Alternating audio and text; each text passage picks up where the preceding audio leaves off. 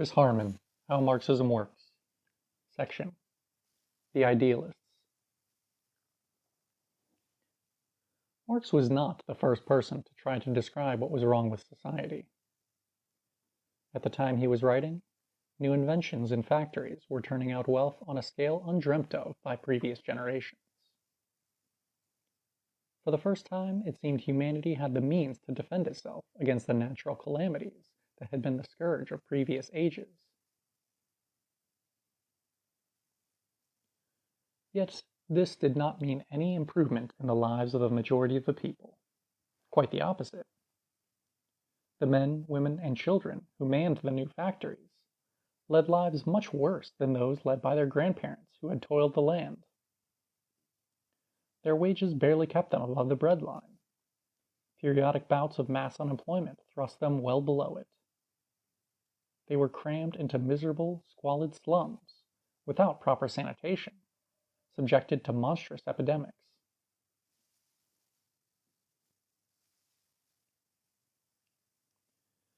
Instead of the development of civilization bringing general happiness and well-being, it was giving rise to greater misery. This was noted not just by Marx, but by some of the other great thinkers of the period. Men such as the English poets Blake and Shelley, the Frenchmen Fourier and Proudhon, the German philosophers Hegel and Feuerbach. Hegel and Feuerbach called the unhappy state in which humanity found itself alienation, a term you still often hear. By alienation, Hegel and Feuerbach meant that men and women continually found they were dominated and oppressed by what they themselves had done in the past. So, Feuerbach pointed out, people had developed the idea of God, and then had bowed down before it, feeling miserable because they could not live up to something they themselves had made. The more society advanced, the more miserable, alienated people became.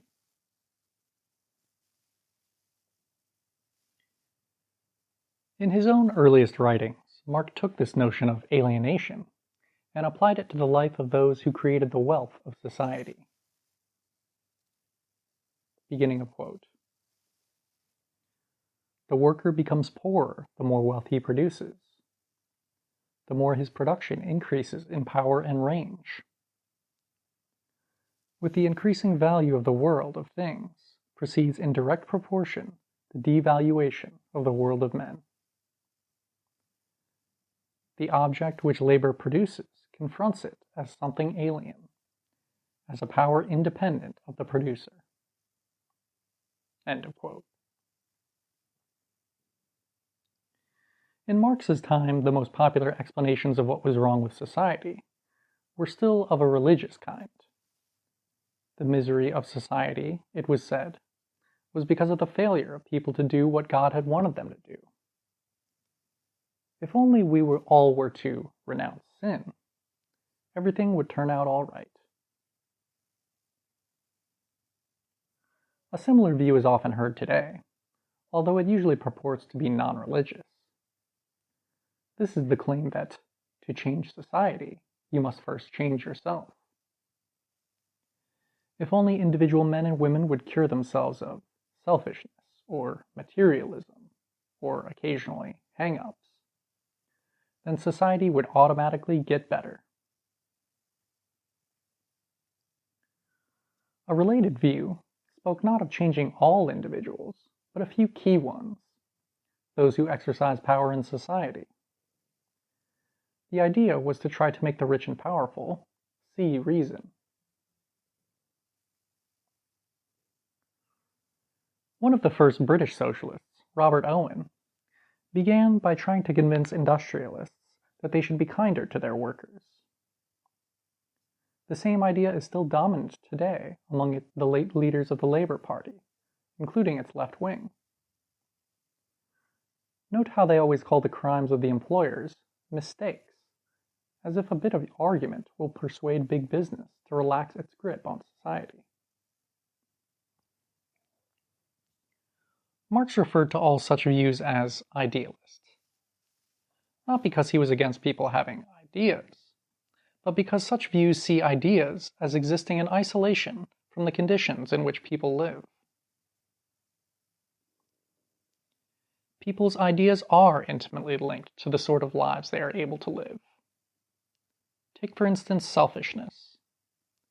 Present-day capitalist society breeds selfishness, even in people who continually try to put other people first.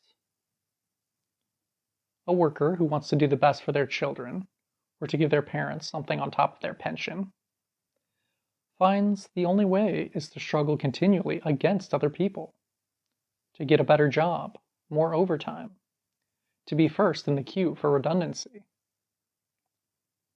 In such a society, you cannot get rid of selfishness or greediness merely by changing the minds of individuals. It's even more ridiculous to talk of changing society by changing the ideas of top people. Suppose you were successful in winning a big employer over to socialist ideas, and he then stopped exploiting workers. He would just lose in competition with rival employers and be driven out of business. Even for those who rule society, what matters is not ideas, but the structure of the society in which they hold those ideas. The point can be put another way. If ideas are what change society, where do the ideas come from? We live in a certain sort of society. The ideas put across by the press, the TV, the educational system, and so on defend that sort of society. How has anyone ever been able to develop completely different ideas? Because their daily experiences contradict the official ideas of our society.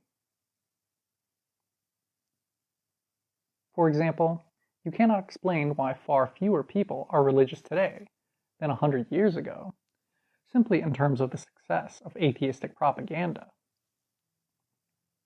You have to explain why people listen to atheistic ideas in a way that they did not 100 years ago.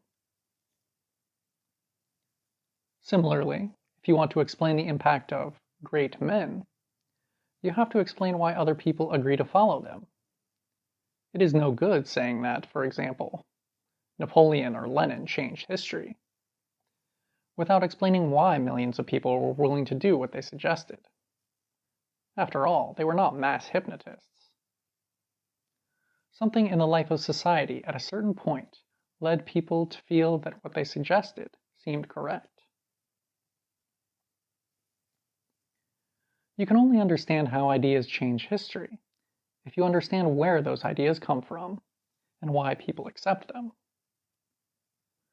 That means looking beyond the ideas to the material conditions of the society in which they occur. That is why Marx insisted, it is not consciousness that determines being, but social being that determines consciousness. End of section.